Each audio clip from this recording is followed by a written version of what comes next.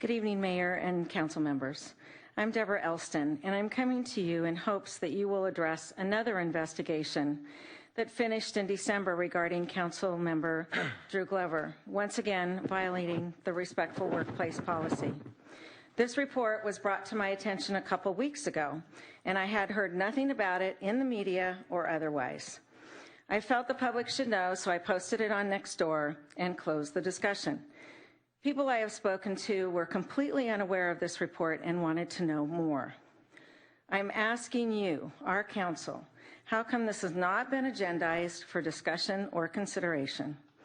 How is the City Council once again going to handle this severe and egregious behavior? Those are the lawyer's words, not mine. Sadly, the public is getting very tired of hearing about these episodes, so please hold your council member accountable for his actions and words. Thank you very much. Thank you. Next speaker. Good evening, Mayor and City Council. My name is Heather Waltz. I work in public education. I am a parent and I am a concerned community member. I am here tonight because I have read both the investigation report by Tim Davis and the UCSC Democrat statement about their experience with Councilmember Drew Glover regarding his behaviors towards women and his demeaning of both women and men. Mr. Davis stated that Drew Glover unequivocally violated the respectful workplace policy and that he engaged in conduct on social media with a willful and conscious disregard of the feelings, rights, or safety of two city commissioners. Mr. Davis states that Glover's behavior can be perceived by a reasonable person as derogatory, insulting, bullying, humiliating, sabotaging, slanderous, malicious, and retaliatory. Those were his words. What more can be said before you hold Glover accountable and address him for these behaviors? When the Rose Report findings were discussed in October, Council voted that only one incident did not justify censure, but now there are two independent investigations, both finding violations of the respectful workplace conduct rules. The second investigation and unambiguous findings, as well as what happened at UCSC, all make it clear that this is definitely a pattern of behavior for Glover. Unless you feel this is acceptable behavior, you must make the statement clear. It isn't. I am asking you to agendize the discussion of the Davis report so this can be made public and discussed by the council. Thank you. Thank you.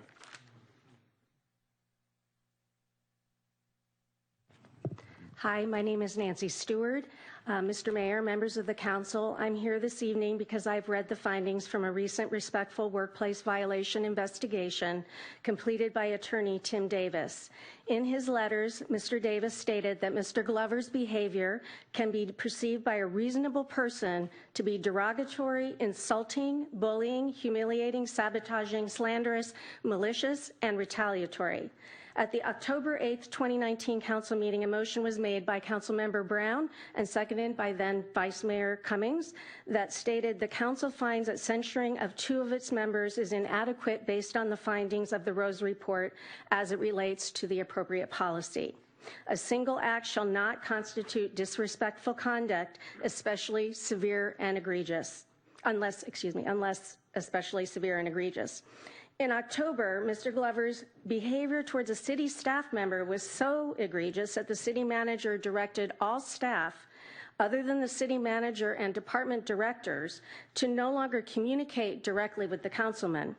In November, formal complaints were filed against Mr. Glover by former members of the Commission for Prevention of Violence Against Women, which resulted in Mr. Davis's investigation.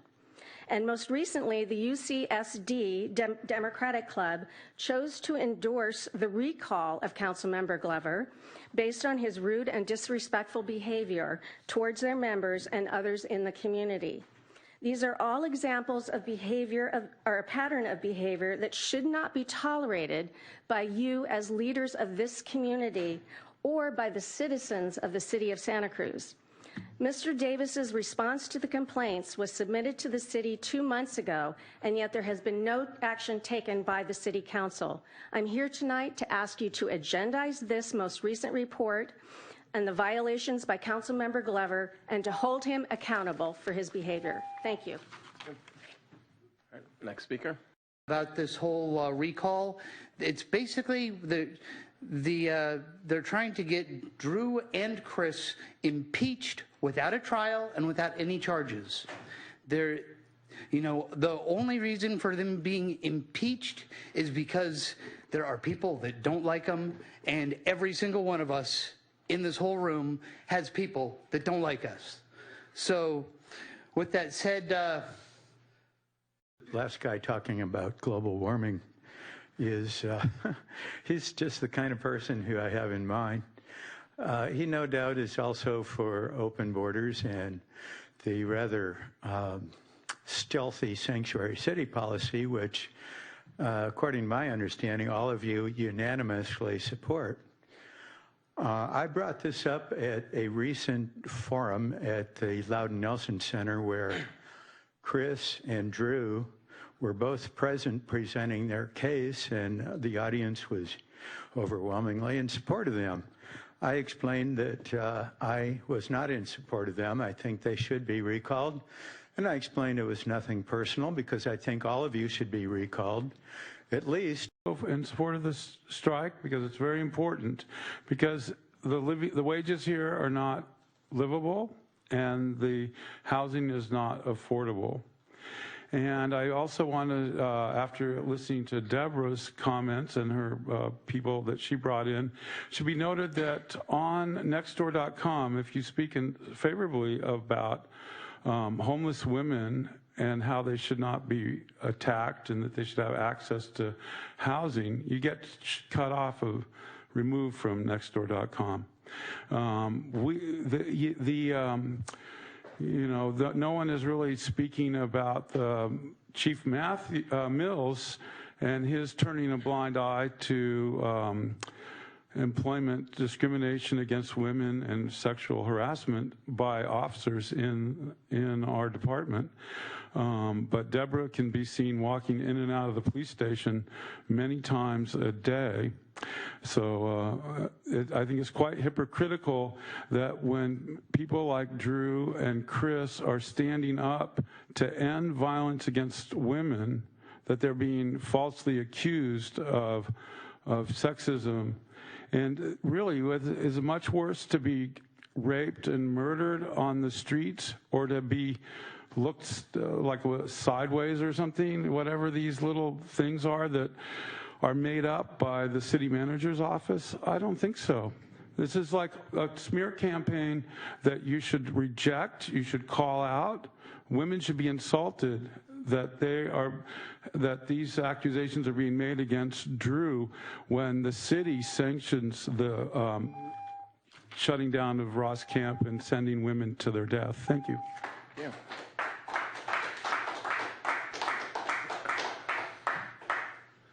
Good evening, I'm Scott Graham.